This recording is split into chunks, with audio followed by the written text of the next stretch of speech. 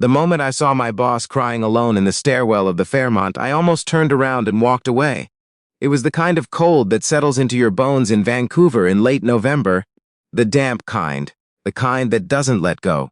The farewell party for our colleague was winding down on the 14th floor, the laughter and the wine, and the polite speeches about new beginnings.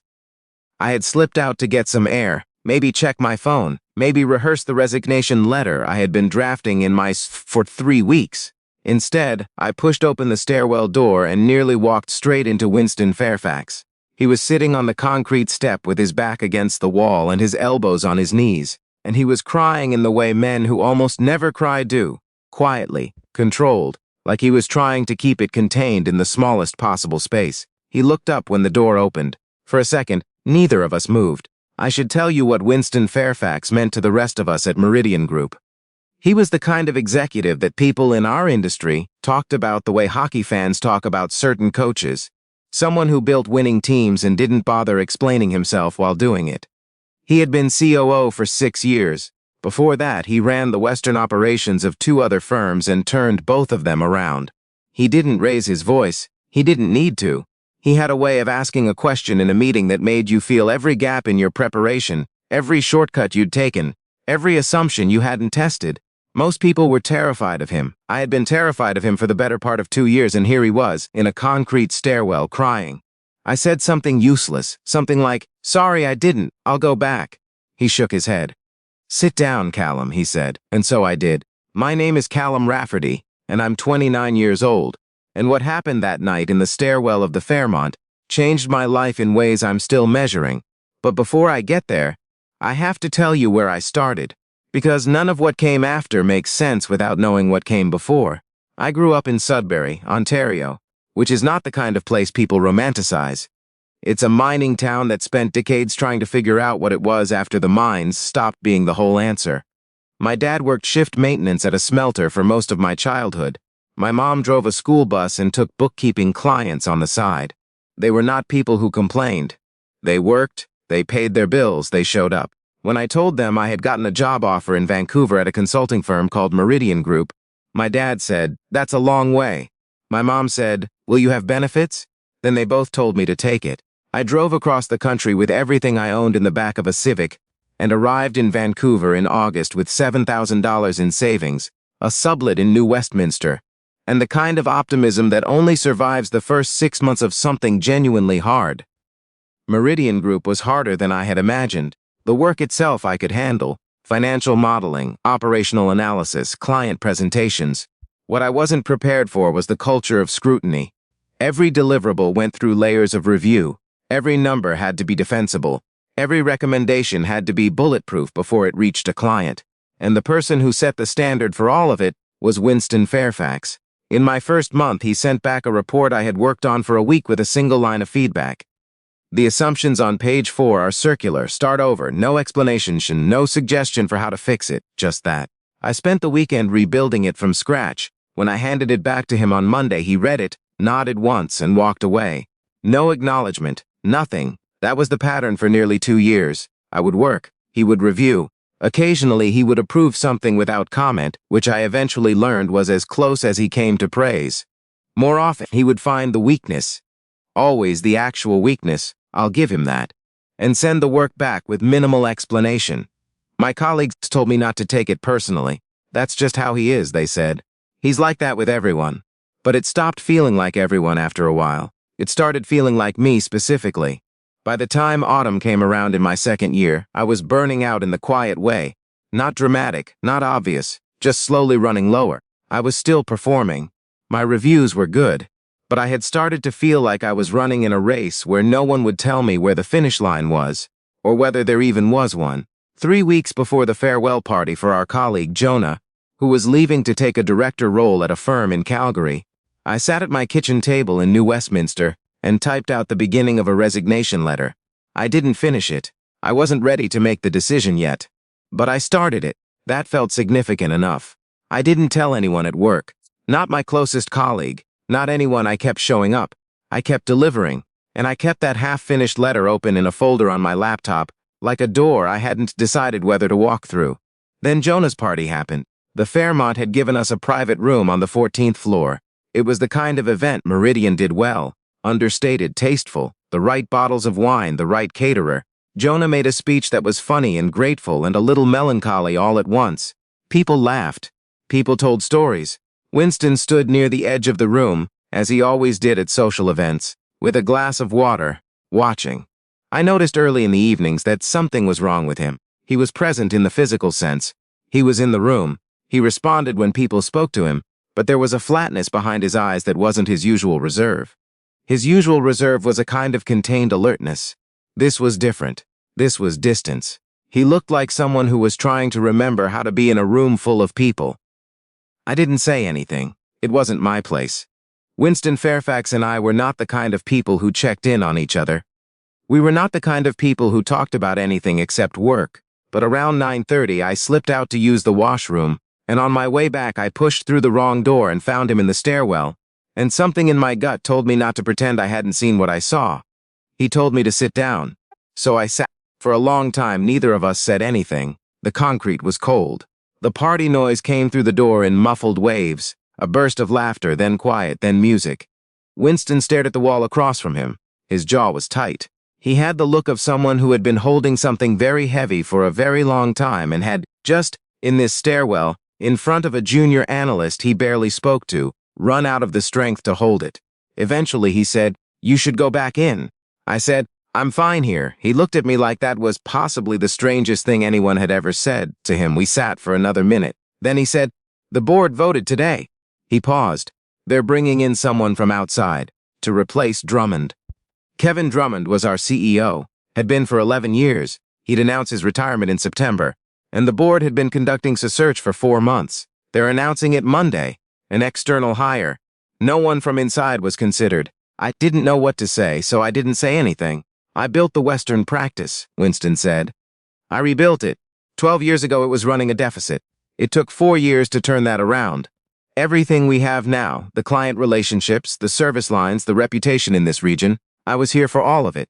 He wasn't saying this to me, not exactly. He was saying it to the stairwell, to whatever version of himself had believed that would matter.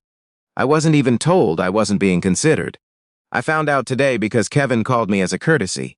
An hour before the board posted the announcement internally. He stopped. He pressed the heel of his hand against his forehead. 22 years in this industry, he said. And today I found out I wasn't even on the list.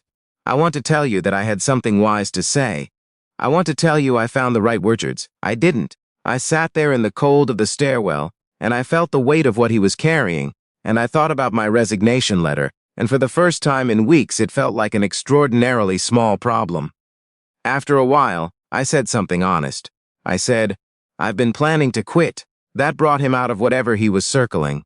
He looked at me directly for the first time since I'd sat down. "What?" "I've had a resignation letter half written for 3 weeks," I said. "I was going to finish it after the holidays. I figured January." He didn't respond immediately. He studied my face the way he studied everything, methodically, looking for the gap in the logic. Then he said, "Why?" And I told him. I didn't feel like I was getting anywhere, that I couldn't tell if I was meeting expectations or failing them, that 2 years of minimal feedback had left me unable to gauge whether I had a future at the firm or whether I was just filling a role until someone better came along. I told him I was tired in a way I couldn't fix by sleeping. I told him all of it, which was not something I would have done sober, or in daylight, or anywhere except a concrete stairwell at 9:30 at night, with a man who had just learned that 2 decades of work hadn't been enough. He was quiet for a long time after I finished. Then he said something that stopped me cold. "I flagged your file for the new leadership cohort in March," he said. "The internal development track. I submitted the recommendation 4 weeks ago." He paused. "I didn't tell you because the board hasn't approved the cohort yet. I didn't want to promise something I couldn't deliver."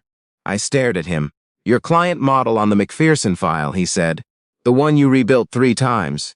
The 3rd version, the section on sensitivity analysis, I sent it to Kevin as an example of the quality standard we're trying to build toward. That was in September." He looked away. "I'm not good at saying these things directly. I've never been good at it. My ex-wife used to tell me that." A short pause. She was right. I didn't know what to do with any of that.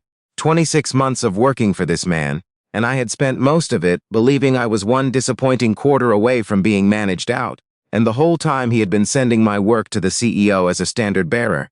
"Why didn't you tell me?" I said.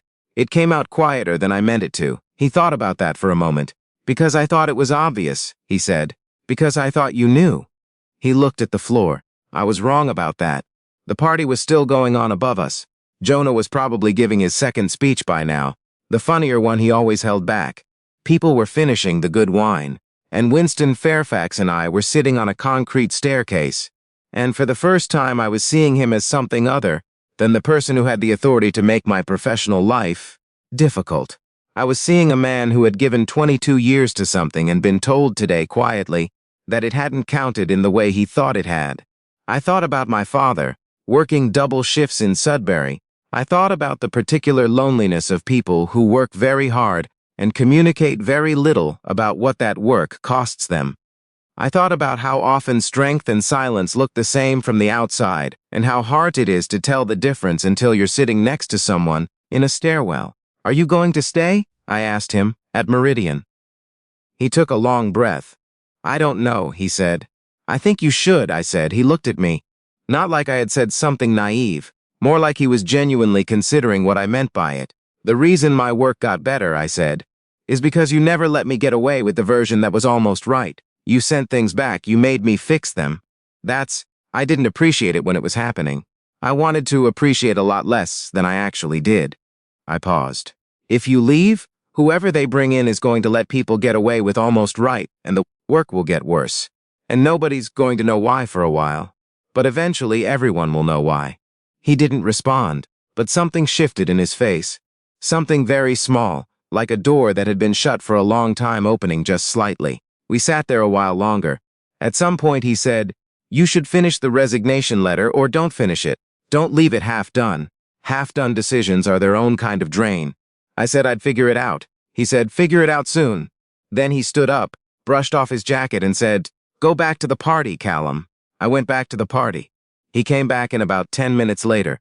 He found Jonah and said something quiet to him, and Jonah laughed, and I watched Winston almost smile, which on his face was about as significant as anyone else throwing a parade.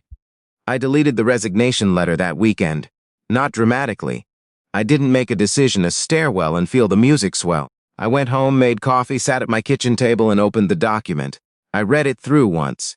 Then I held down the delete key until it was gone. The next 4 months were the hardest stretch I'd had at Meridian. The board announced the new CCO, a man named Andrew Croft, brought in from a firm in Toronto. He was competent. He was diplomatic. He made a point in his first week of meeting with every senior leader individually, and when he sat down with Winston, he spent 45 minutes asking questions and taking notes. I heard about this secondhand, from a colleague who had heard it from someone in executive admin. By all accounts, Croft had come in doing research, and what the research kept surfacing was Winston's name attached to every significant growth metric in the Western practice for the past decade. Winston didn't leave. In March, the leadership cohort was approved. There were 8 of us selected. My name was on the list. I found out through an email from HR, which was exactly the kind of Winston would do. No speech, just an email with the details and a note at the bottom that said, "Participation is expected. Arrive prepared." I recognized the tone. I had been trained to recognize the tone. The cohort ran for 6 months, and it was the hardest professional development I have ever done. Winston led 3 of the 9 modules himself. He was, in the room, exactly what I had always known him to be: exacting, efficient, allergic to imprecision. But there was something slightly different in how he moved through those sessions. He asked more questions than he usually did. He left more space for answers.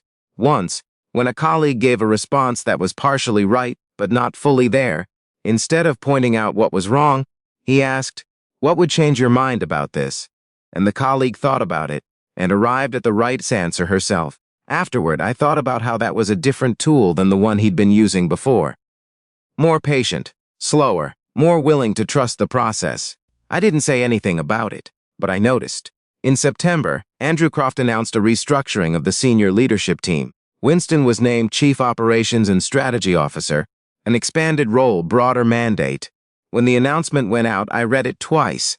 I sent Winston a short email that said, "Well deserved." He replied 40 minutes later with 2 words, "Thank you."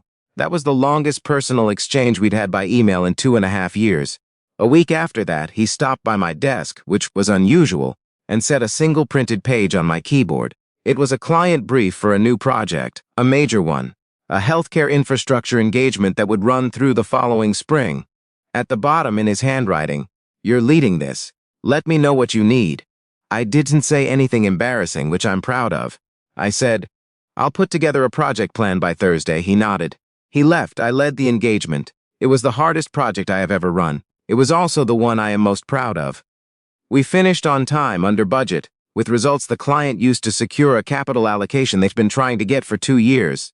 At the closing presentation, Winston sat in the back of the room and watched. Afterward, in the hallway, he said, "Good work." 2 words. From Winston Fairfax, that's a standing ovation. There's a thing I've been thinking about since that night in the stairwell, about how the people we respect most, the ones who push us hardest, who seem the least approachable, who we spend so much energy trying to figure out, are often the ones who are carrying the most and saying the least about it. And how we're all so much better at showing strength than asking for it. Winston never said "please don't leave" in those words, but he said it in a stairwell at the Fairmont, in November in the cold, when he told me about a recommendation he'd filed 4 weeks earlier and never mentioned. That was him saying, "I have been seeing you. Stay." And I did. I think about my dad sometimes, working those double shifts in Sudbury. He wasn't a man who said much either. But he showed up, and he stayed, and he built something out of the showing up. I didn't understand that when I was young. I do now. If you're somewhere right now reading this, or listening to it on your drive home, and you're sitting with a half-written resignation letter, or whatever the version of that is in your life, I want to say this. Sometimes the thing that looks like cold is actually fear. Sometimes the person who seems not to care has been caring quietly the whole time. Sometimes the stairwell conversations you never planned to have is the one that changes everything. Stay long enough to have that conversation. You might be surprised by what you find on the other side.